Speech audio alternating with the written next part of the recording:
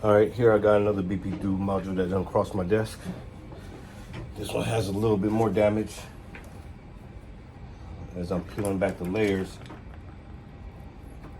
AKA the shader, I am getting a full-on view of what we got going on here.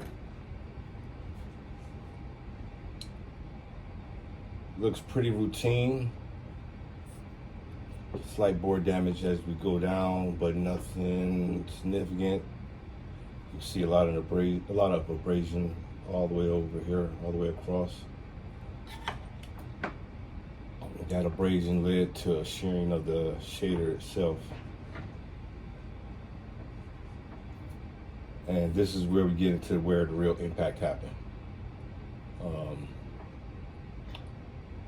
Missing a pad here, and we're barely hanging on right here.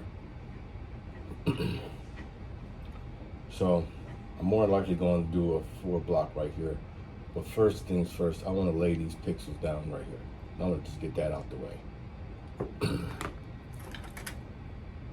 Whenever I'm doing PCB pad repairs, I want to put as less amount of heat on it as possible, because with a lot of this circuit paper, it's thin and the heat just causes it to curl up like a potato chip, which makes them even more aggravating to work with. Shout out to JBC again, favorite iron of the shop.